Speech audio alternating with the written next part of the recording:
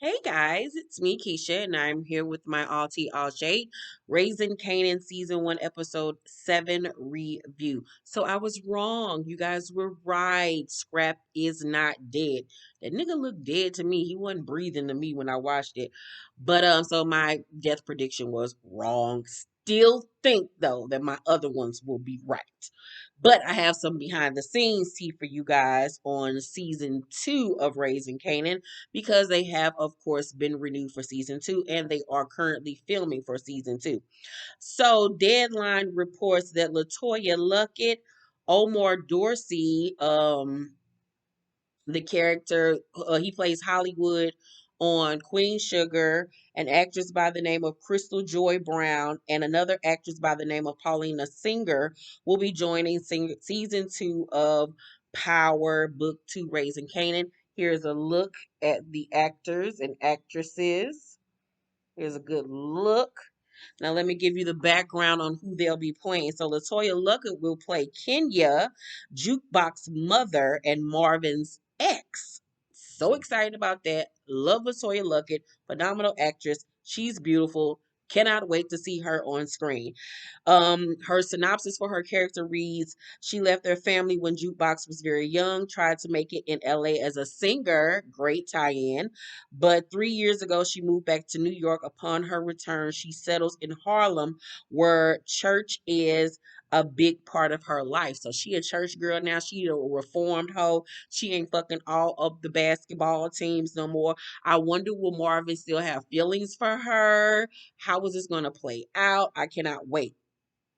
So then Omar Dorsey, aka Hollywood from Queen Sugar, will play Cartier Duns Fareed, who is handsome, charismatic, overflowing with confidence, and always dressed to kill. Cartier sucks up all the oxygen in any room into which he steps. He has a vision for business, expanding into less crowded markets like DC and Baltimore, and even into other types of business like music and art. So his character will have a tie-in to Lou and the dope scene.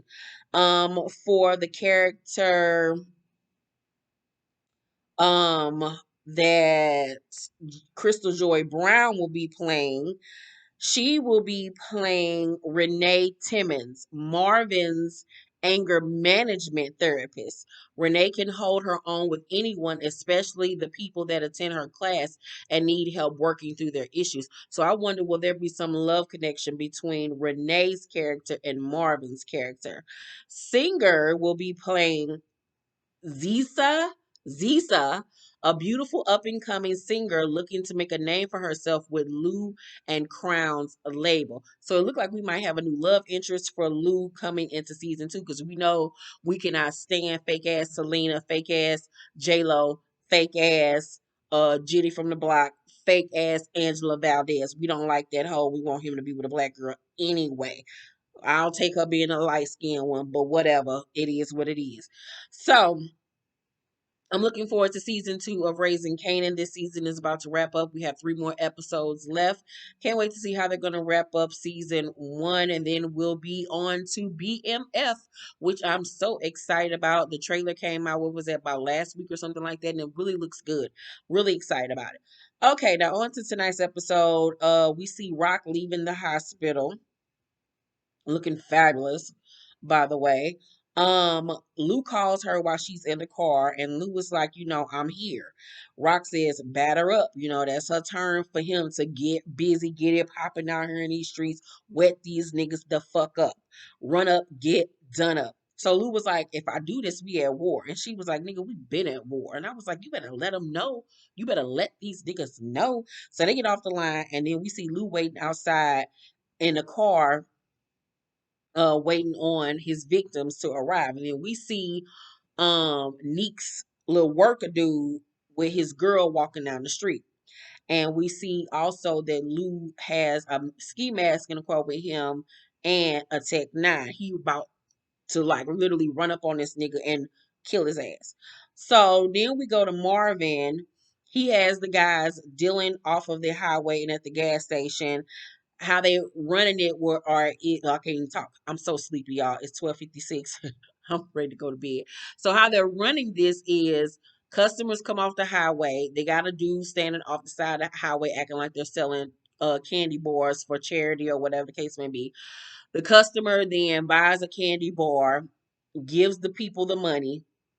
Then they go over to the gas station, and another worker comes up to the car, and they exchange the Snickers or whatever the candy bar is for a vial of dope, and then they move on.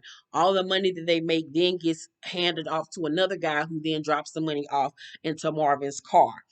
So their whole little operation is running smoothly and money is coming in.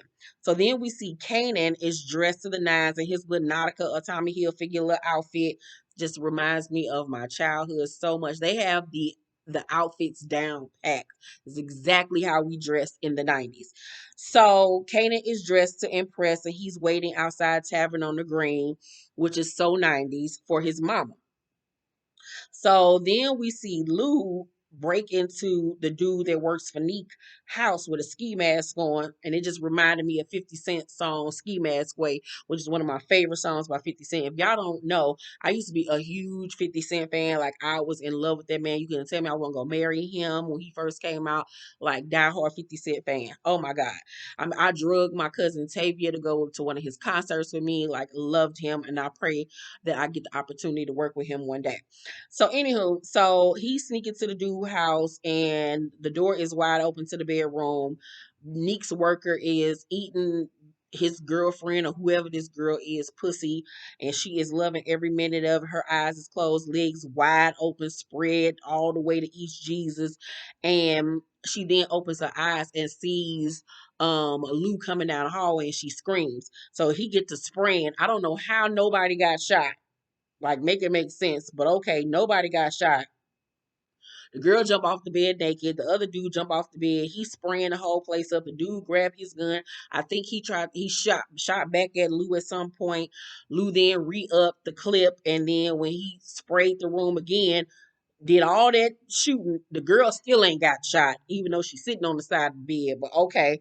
And then the Neek's worker ended up jumping out the window. So he fucked up and did not do his job correctly. So then we see Neek's worker literally running down the street in a robe on, naked, running for his goddamn life, child.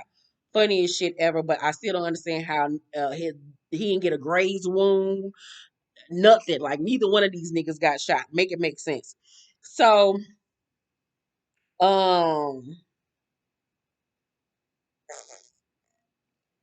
Rock then arrives at Tavern on the Green, and she tells Kanan that Scrap lost an eye and a kidney. Child, bye. I would retire after that immediately. I am done with the dope game.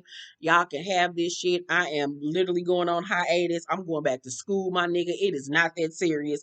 I'm up here losing eyes and kidneys for this shit. I'm good. So Kanan admits that he messed up with the whole Scrap situation. You know, he like don't feel right even going to have dinner knowing that this man laid up in hospital. But Rock was like charted to the game. He knew what he was getting into, sweetheart. Like he a soldier. Girl, but especially if my boss don't even really give a fuck about me, I'm really quitting. So they go inside the restaurant and he introduces her to Davina and she is pleased with what she sees. She tells Davina that she is so pretty. And Davina says, you know, likewise. I'm like, you just don't know that your future daughter-in-law is a motherfucking snizite. She's a snake. She's a runner. She's a track star. So Kane then tells her he got a surprise for her. And in walks Tiffany, and Rock is pissed the fuck off because, you know, she's a whore bitch and she do not play that shit. Like, you broke my heart, nigga. So he runs after her and they outside or whatever. And he tells her that he'll never keep anything away from her again. And he was like, I love Holland Oats. It's something that I've never told anybody. And she was like, you shouldn't tell nobody, including me. So he tells her that he misses her. And then he starts to sing one of Holland Oats songs to her. And she just sitting there like, this nigga here. And I was like, how you don't love Holland Oats? Holland Oats was the shit. I used to love me some Holland Oats. Now I got to go listen to Sarah Smiles. So anywho, so he get to singing her sounding horrible. It was just a really cute scene. Loved it. And it actually made me like Tiffany at this point because I really didn't see it for him up until this episode, but I was like, okay, I get it now. Like, I fuck Tiffany. So she forgives him and they go back inside and they have a wonderful dinner. the four of them, and it's just a really cute time. After dinner, Symphony points out a building called the Dakota. It's the building where John Lennon got shot in front of. And, he tells them about it. And, Kanan like, here this nigga go. And Rock was like, don't do him. Do not do your future daddy. Do not do him. So Kanan and Davina end up leaving in Rock's car with, her driver or whatever. And she tell him, like, look, I know I'm a young mama, but don't make me no motherfucking young grandma. Okay, little nigga? So he was like, all right, ma, I got you. So then she says to her driver, the block is I was like, that bitch must watch my motherfucking reviews. I know YouTube wasn't around back then, but me and her were like this. So Juke and Lil Taylor Swift take a walk, and they talk about Juke going to this ball with her. Ju calls her girlfriend for the first time, and I was like, "Oh, look at the little lesbians; they so cute." So then Kana and Davina make out in front of her house, and after they get done kissing, Davina was like, I heard a famous song. It make it sound like he was there when Buck was shot." And I was like, "Damn, girl, how to ruin a night?" But that bitch wasn't done. She was like, "I'm gonna go and get this free meal because I ain't got no food in the house because my mama ain't shit. So I'm gonna go and get this free meal and make sure my belly is full. Then I'm gonna hit this nigga with the 1-2." So Kanan was like, that's just famous talking shit, but she don't really too much believe him at this point. So then her neighbor come outside and tell her to come get this baby. Like, I gotta go to work in the morning, girl, and your mama needs to be taking care of y'all. Like, you are not this little girl mama. And she was like, yeah, my mama down south, help with family, but really her mama out here in the streets getting high as a kite. I get high, high, high. So she was like, Davina was like, I gotta get in the house and put her to bed. And so Kanan was like, I'll come in and help you. And she was like, nah, it's all right. And so Kanan sees that, like, damn, like she just switched up on me, like she feeling some type of way. She really believe in this shit.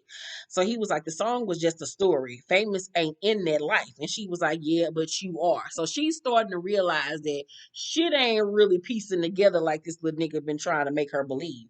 So Rock then tries to dominate sex with her and Stephanie. He tell her like, we got time. Like, you don't always have to be in control. I got you, baby girl. And this is when I really started seeing it for Stephanie, when he set her ass up on that motherfucking countertop and he peeled her little thigh high boot back, and she was like, oh, it's like that. And he was like, yeah, you about to get this pussy ate tonight, baby girl, for the first motherfucking time.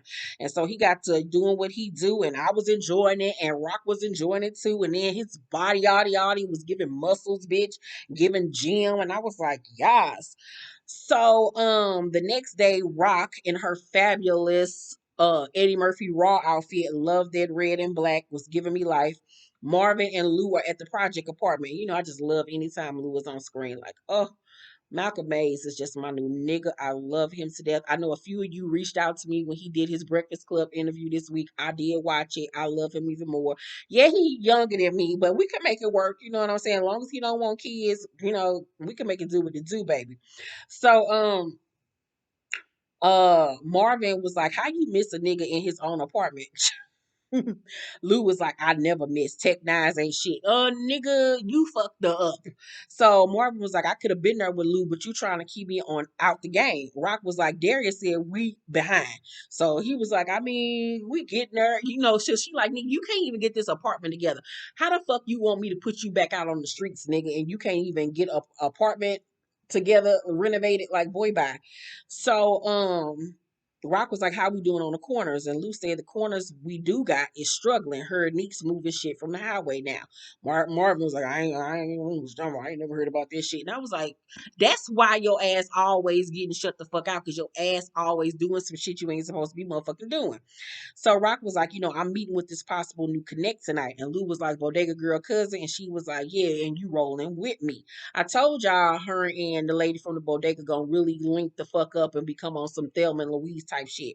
So Juke is trying on dresses for the ball and don't like nothing what she trying on because it's just way too girly. I mean, the girl got on boxers, briefs, like boxers or whatever.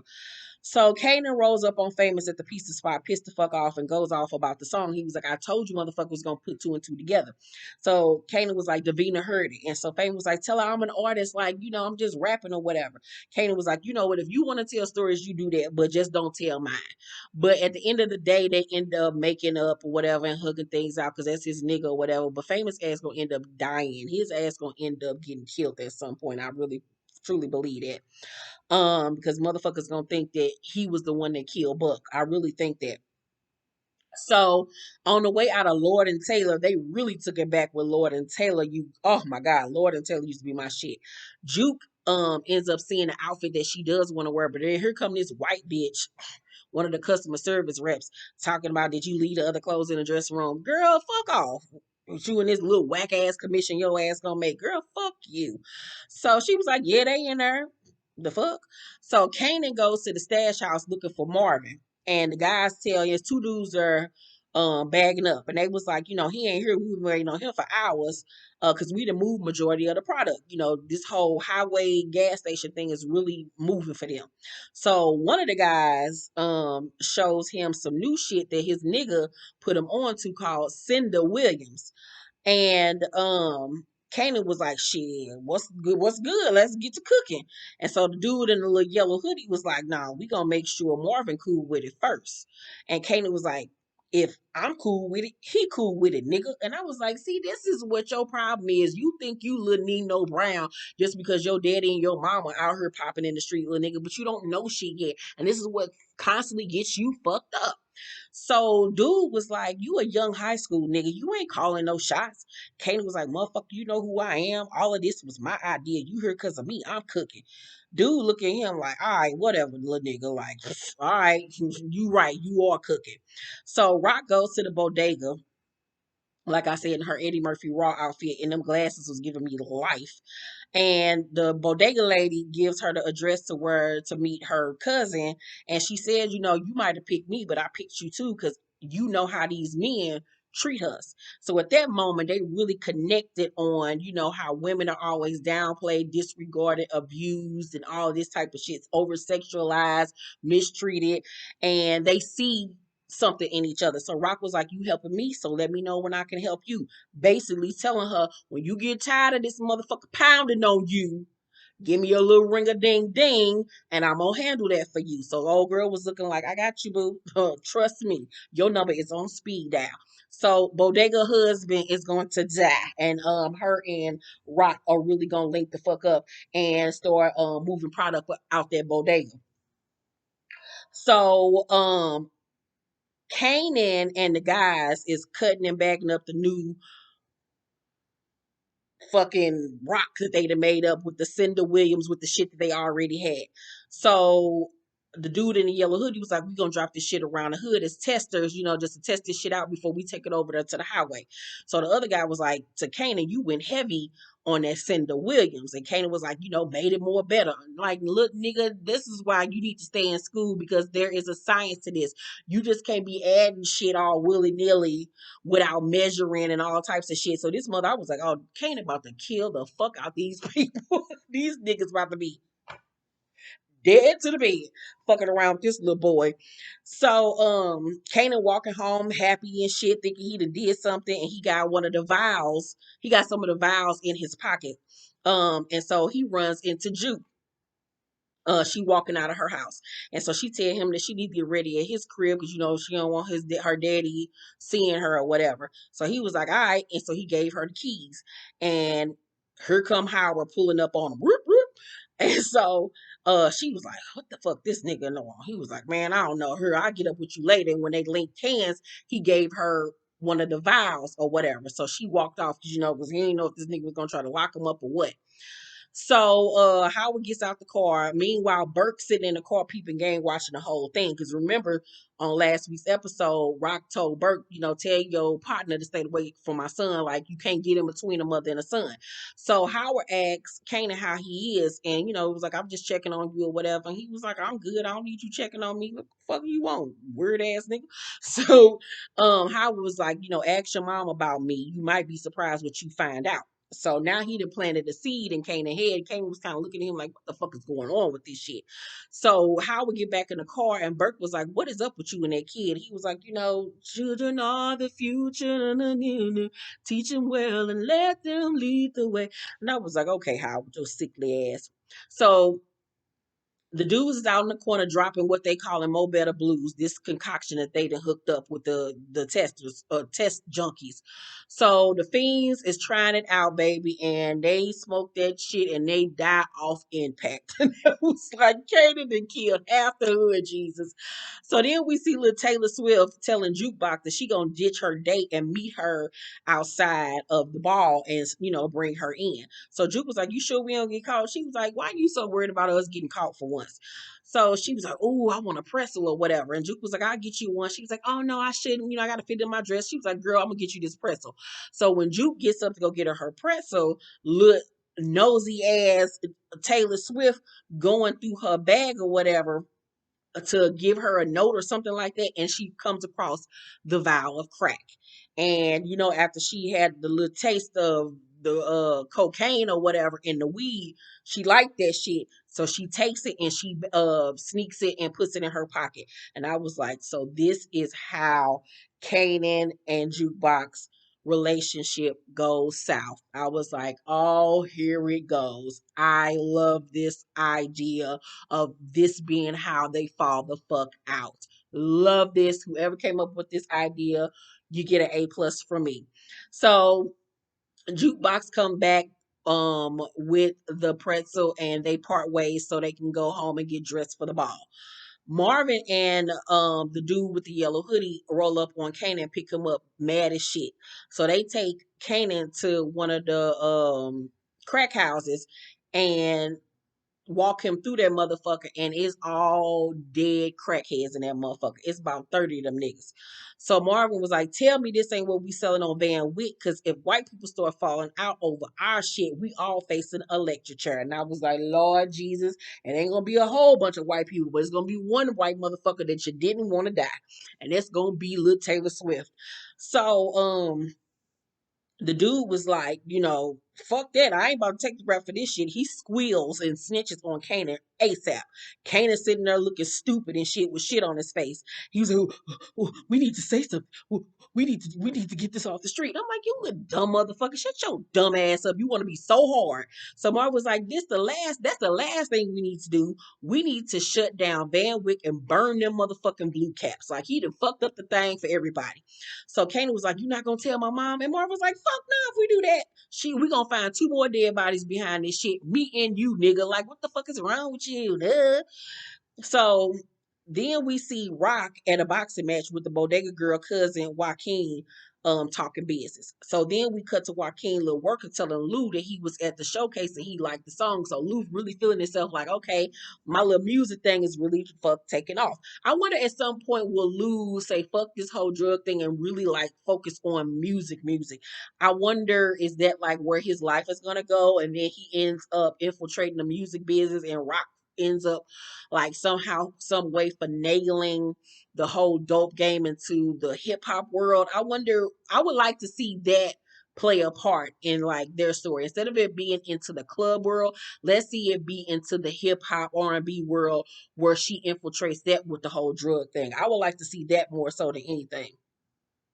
So Joaquin tells, Rock that, I don't really like my cousin's taste in husbands, but I trust her judgment. So Rock was like, shit, let's talk money. Like she ready to get down. Dude want to take it even more slower. He don't move that fast. So he was like, I enjoyed our conversation. We'll talk, and he get the fuck up. So Rock was looking like fuck, but she kind of low key respect this gangster. Dude was kind of cute too. I was like, oh, I see you, Joaquin. Shit, Phoenix. So then we see little Jamie Lynn Spears is dressed for the ball in her little white dress, and she looking very virginal. So her mama come in telling her how cute she look and was like, I'm not. I know, basically she was trying to give her the okay to have sex, but basically telling her to use protection. Weirdest shit ever. And Jamie was like, lesbian sex doesn't get you pregnant. And mama was like, she took advantage of you. You were a victim, this, that, and the third. And she looking at her like, girl, you sound about stupid as fuck. So the daddy come in the room telling Jamie Lynn she looks so pretty. And then she tell the mama was like, she basically trying to give me permission to have sex with my date tonight. The daddy started going the fuck off like, what? What the fuck is going on here? So she pushed their asses out the room. So then we see Rock apologizing to Symphony after having bomb sex with him for accusing him of betraying her trust, and thanks him for being there for Kanan when he needed him. And he was like, I'm happy I could do that. So he was actually kind of like shocked that she was even apologizing to him. So Rock then asked him, does he want to have kids? And if so, by her. And he was like, that could work. Like, the way the actor was acting, you could see he was kind of like taken aback by it, and it was kind of like, what the fuck is going on here? This was the first time with Symphony's character, based off the way the actor's body mannerism and facial expressions were, where I, for the first time, thought, is Symphony the op? Is Symphony working for somebody? Because his body language was real uncomfortable in this scene. So that was the first time I started questioning, is there something up with Symphony? I still 90% don't believe that there's anything up with him, but now it's 10% of me that kind of got my eye on him. So Rock was like, he was like, that could work, with us having a kid. So Rock was like, I'm not saying I'm leaving the business just yet. There's a lot of shit I gotta do. I'm not gonna always be who I am though right now, Symphony. But when they said that, it made me think like at some point Symphony's gonna get tired of waiting on her to leave the game and move on with somebody else, and he's gonna be like the one that got away. That's what I kind of feel like is gonna end up happening between them two. So then we see Lou, my baby daddy, at the diner trying to get him something to eat. And I was like, nigga, you could have called me. I would have made you some candy yams, a little turkey wing, turkey leg, some collard greens, cornbread, macaroni and cheese. You know what I'm saying? So as he's trying to pay for his food, in walks Sneak with his man, the dude that Lou tried to kill. So Lou was like, nobody gets hurt in Lamont's diner. Like that's a neutral zone. Like we don't turn up in this motherfucker. Nick was like, I just want to talk to you. So he goes and sits in the booth, and they both looking fresh to death. Love both of their outfits or whatever. So sexy. Only thing about it is they dress Neek like late 80s, still like with his style, like late 80s, early 90s, like 90, 91. And then they dress Lou like late 90s, like 95, 96 Biggie era. Like that's the only thing, like the styles is a little bit different. Like Neat character give me a little bit of Bobby Brown, Don't Be Cruel. And then Lou gives me, like I said, Biggie Smalls in the 90s. You know what I'm saying? Is it just me? But I still love the way both of them dress. They both sexy, and I both let them tag team me at the same time. So they sit down and talk, and Neek was like, look, Rock gonna fall. And Lou was like, look, my shit getting cold. You mind if I eat? Like Lou didn't give no motherfucking fuck. That nigga took off his jacket and started eating. So Nick was like, "Yeah, go ahead." So Nick was like, "Look, you're your sister's best worker." And Lou was like, "You trying to give me the flip?" Nick was like, "I'm offering you a spot on the winning team." Lou was like, "I'm flattered, but there's this one fact that I can't get past." Nick was like, "Yeah, she your sister. I can understand that." Lou was like, "Nah, it's not that. I just don't get down with bitch ass niggas like you and pussy eater over here." Dude was like, "Nigga, that was you," and tried to pull his gun out. Nick stop him or whatever. Nick was like, I want to say sorry now for what's gonna happen later. And uh Lou gets up like, all right, nigga, I'm about to go. And old boy block him. And Lou look over and Nick like, you better get your man. And dude was like, let him by. And he left. I just love the way Malcolm Mays plays Lou's character, because Lou ain't no punk and he don't give no fuck, and he ain't scared of no motherfucking body.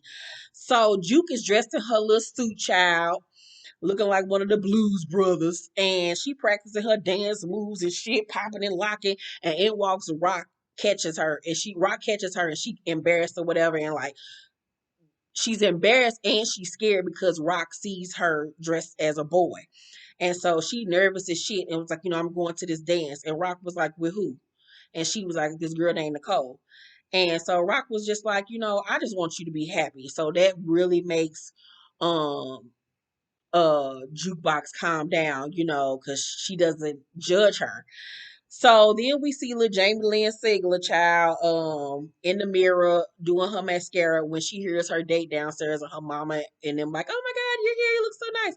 So she just really bugged the fuck out. She locks her door because she just don't want to be bothered. So then she goes into her dresser into her nightstand and pulls out her cassette tape that Juke made of her singing. And so she put her headphones and she's listening to Juke sing this song especially for her, and she just zoning the fuck out. And then her mama tell her to come downstairs and take pictures, and she's even more annoyed. And so she was like, fuck. So then she remembers about the vial of crack, and then she goes and grabs it and decides to smoke it before she leaves to take the edge off and like to just get her high so she don't have to deal with all of her emotions and her mama and her mama and them not liking the fact that she like girls and trying to force this boy on her. She's just trying to escape.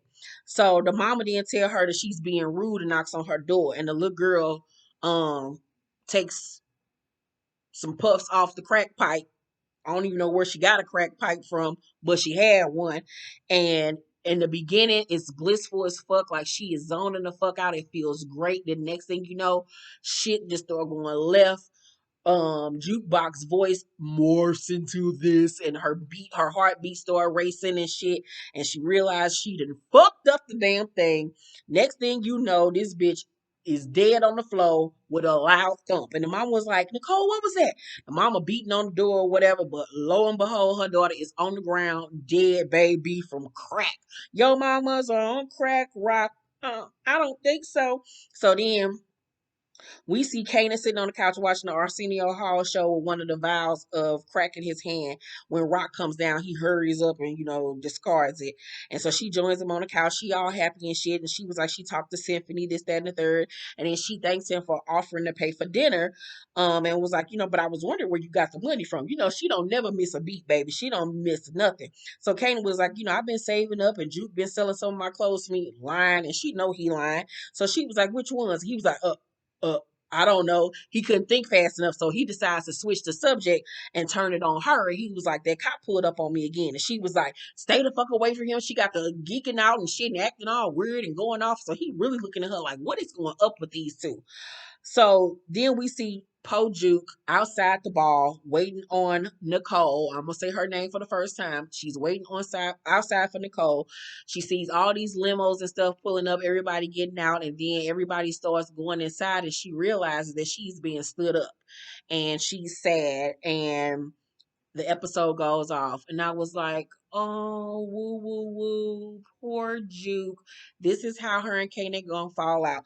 I think that the parents are going to accuse her of giving their daughter drugs and are going to accuse her of being the dealer and try to get her ass locked the fuck up because they're going to want somebody to blame. And they didn't like the fact that the little girl was a lesbian, and they especially don't like the fact that her ass is black. They tried to act like they was cool with it, but they really just looked at her like a charity case. So I think they're gonna try to pin Nicole's death on Jukebox. And when Jukebox ends up getting in trouble, Kanan is going to have to fess up to what he did, because I think Juke is going to feel bad in the beginning because she gonna be like, fuck, she got the fucking vial from me, and she gonna feel bad like it was my fault. And when she finds out, however, what Kanan did with the batch and that he overcooked it, well, he added too much shit to it, that's when she's going to blame him. Because if you would have never handed me the shit, she would have never got to it, and you fucked up, with adding too much of the Cindy Williams shit or whatever to it. So this is your motherfucking fault that my girlfriend is fucking dead. This was my first love, and you took her away from me. And I feel like that's going to be the thing that really pulls a rift between her and Kanan. And I feel like she's gonna want somebody to talk to about the situation, and she's gonna go to Burke. Because remember, Burke told her, I knew a lot about a lot of things. She's gonna confide in Burke, and they're gonna get close, and that's how she's going to end up, like I said, becoming a police officer. So yes, Kanan killed everybody. Kanan to kill everybody, child. When Rock find out, she going to kick his ass and Marvin's ass, child. So yeah, that's my review of Raising Kanan. I really love tonight's episode. I give tonight's episode an A. I know some people think that the show is moving slow, but I actually love the writing on this show. It's had its hits or misses here and there, but for the most part, the writing has been solid, way more solid than the last few years of Power and season 1 of Ghost. I feel like the writing has been really good, consistent, it's flowing together. It's not a lot of, like I said, areas where I'm like, that didn't make sense, that was dumb. We've had some of those moments, but for the most part, I feel like they are really doing a good job with the pacing and the storytelling and the acting. Of course, everybody is doing what needs to be done. I'm really pleased with how this show is shaping up. Let me know what you guys think down below in the comment section. Make sure to thumbs up this video, like and subscribe, and hit that notification bell button. I love you guys, and I will see you on the next review. Bye.